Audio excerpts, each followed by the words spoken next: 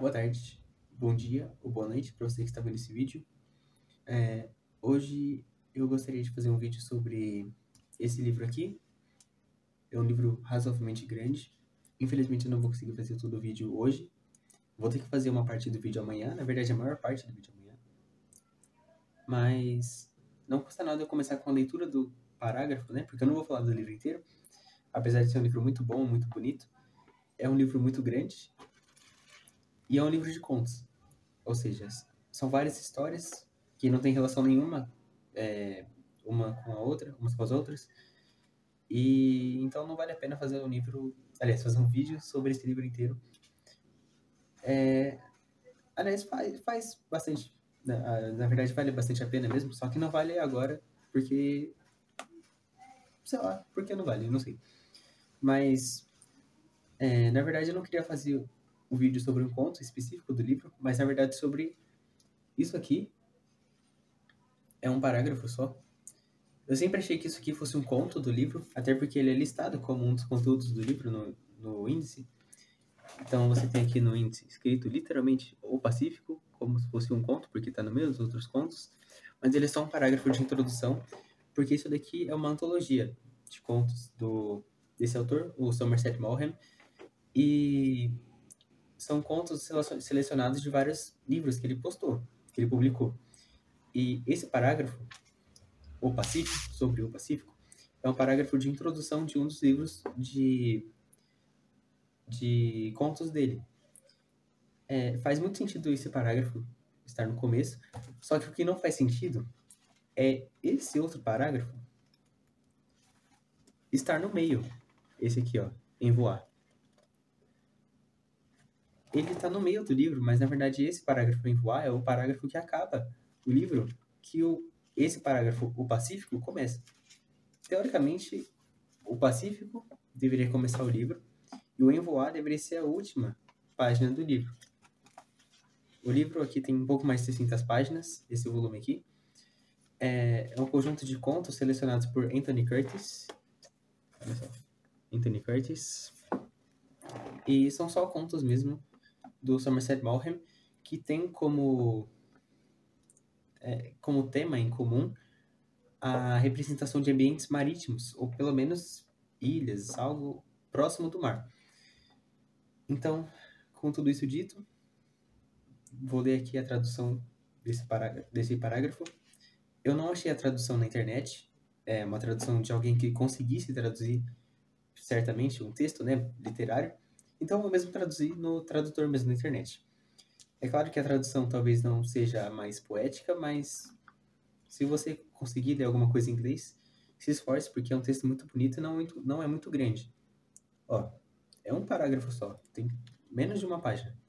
Eu vou ler agora a tradução e amanhã eu continuo com uma outra roupa a falar do livro. O Pacífico é inconstante e incerto como a alma do homem.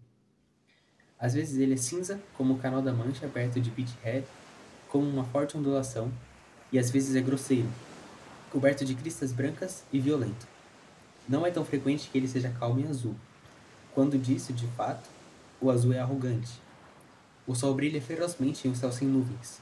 O vento alísio entra em seu sangue e você se enche de impaciência pelo desconhecido. As ondas, magnificamente revoltas, se estendem por todos os lados e você se esquece da sua juventude passada, com suas lembranças cruéis e doces e um desejo inquieto e intolerável pela vida. Foi em um mar como esse que Ulisses navegou quando buscou as Ilhas Felizes, The Happy Isles, né? Mas também há dias em que o Pacífico é como um lago. O mar é plano e brilhante. Os peixes voadores, um lampejo de sombra no brilho de um espelho, fazem pequenas nascentes de gotas cintilantes quando mergulham. Há nuvens felpudas no horizonte e ao pôr do sol elas assumem formas estranhas, de modo que seja impossível não acreditar que você está vendo uma alta cordilheira. Suas montanhas do país dos seus sonhos. Você navega em um silêncio inimaginável em um mar mágico. De vez em quando, algumas gaivotas sugerem que a Terra não está longe, uma ilha escondida em um deserto de águas. Mas as gaivotas melancólicas, são o único sinal que você tem dela. Você nunca vê um barco de passeio com sua fumaça amigável Nenhum barco imponente ou uma escuna bem ajustada, nem mesmo um barco de pesca. É um deserto vazio, e logo esse vazio o enche de um vago prenúncio. Esse parágrafo, ele consegue descrever, pelo menos na minha opinião, muito bem o sentimento que eu tenho ao ler os contos desse livro. Eu ainda não terminei o livro, porque é razoavelmente grande e ele é em inglês.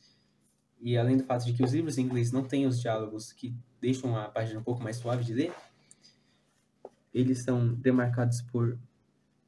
Deixa eu ver se eu consigo colocar. Cadê? Eles são demarcados por apóstrofo. Olha só. Ou seja, todas as páginas de qualquer livro em inglês que você for ler, ou até onde eu imagino todos os livros em inglês que eu vi, que eu li pelo menos, eles são páginas que são cheias se o autor fizer parágrafos grandes, ou páginas vazias se o autor fizer muitos diálogos. Mas mesmo com bastante diálogo, as páginas são um pouquinho mais estranhas de ler. Toda a caricatura do inglês britânico temia um pouco, torna a leitura um pouco difícil, mas é um livro bonito do qual vale a pena falar. Eu vou parar agora. Amanhã eu volto no vídeo. Vai ser um corte rápido para vocês, um corte de algumas horas para mim. E é isso. Vejo vocês daqui a pouco. Voltei. Hoje já é outro dia, mas como eu falei para vocês, era só alguns segundos de transição. Enfim, o que eu queria falar sobre esse parágrafo, que eu achei que no começo fosse um conto, né? É que, na verdade, ele representa muito mais do que um parágrafo de introdução para um livro. E eu não queria falar aqui sobre as referências, as poucas referências, né, que ele tem, que nem Ulisses, né, quando ele procura as Ilhas Felizes. Eu não queria falar de nenhuma das referências que ele faz ou de alguma palavra que ele usou aqui que eu achei interessante, mas na verdade eu queria falar sobre o parágrafo inteiro como um poema e comparar ele, na verdade, com um dos parágrafos de um texto que eu também gosto muito, que é A Dama do Cachorrinho, de Anton Chekhov. Na verdade, o que ele invoca é um sentimento muito importante e que eu acho que é inerente à existência humana.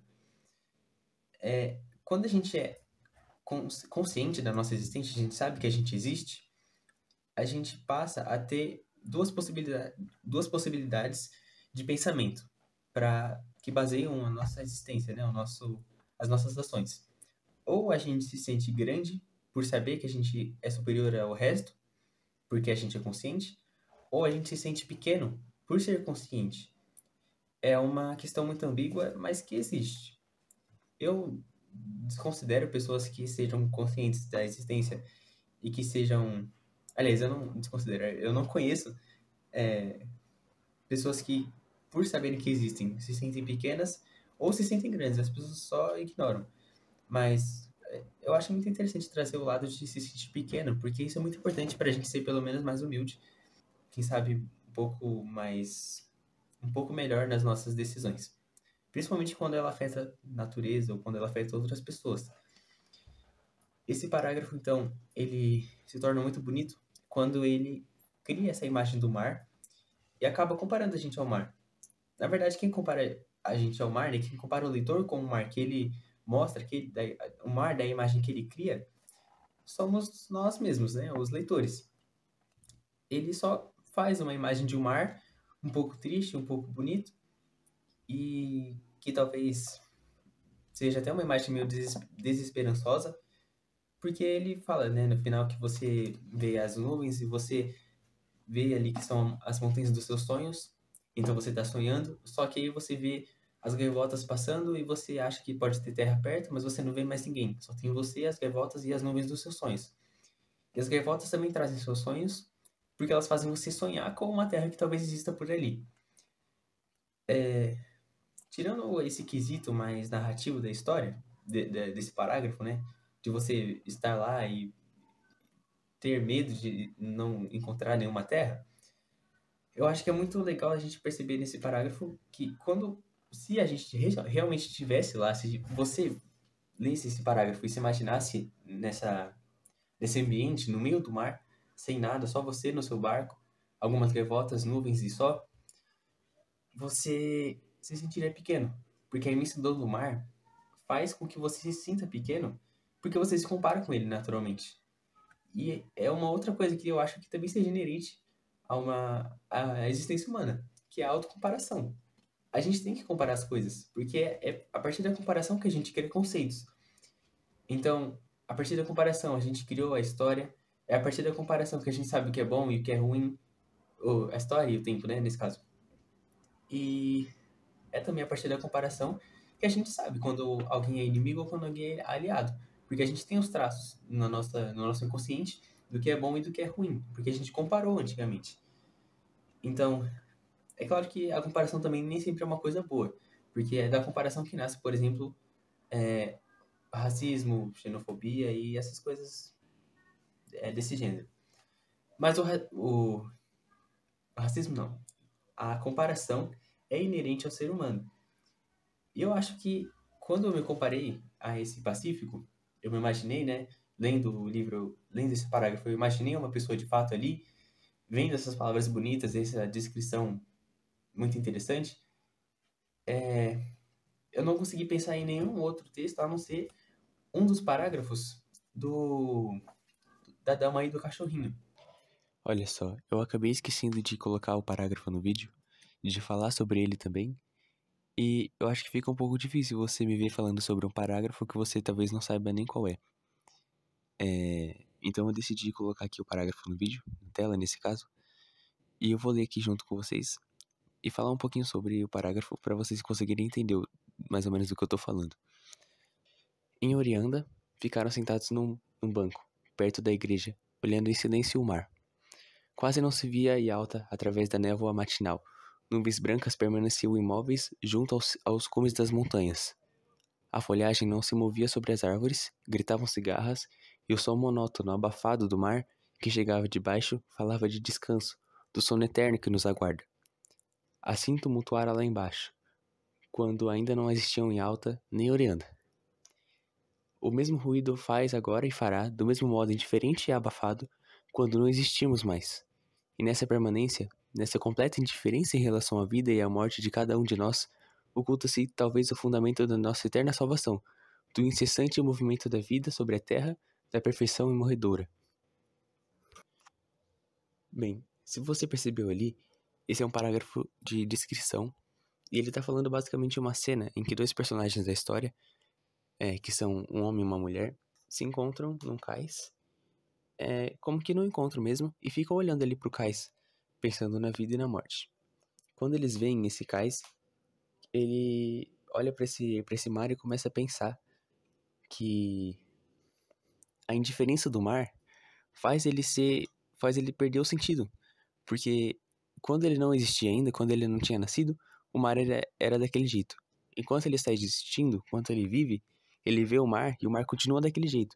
E ele sabe que quando ele morrer, o mar vai continuar daquele jeito. E ele sabe que não é só o mar, mas na verdade tudo na vida vai continuar sem ele. E por isso ele não é importante. Ele não tem nenhum motivo para conseguir ter importância para o funcionamento geral das coisas.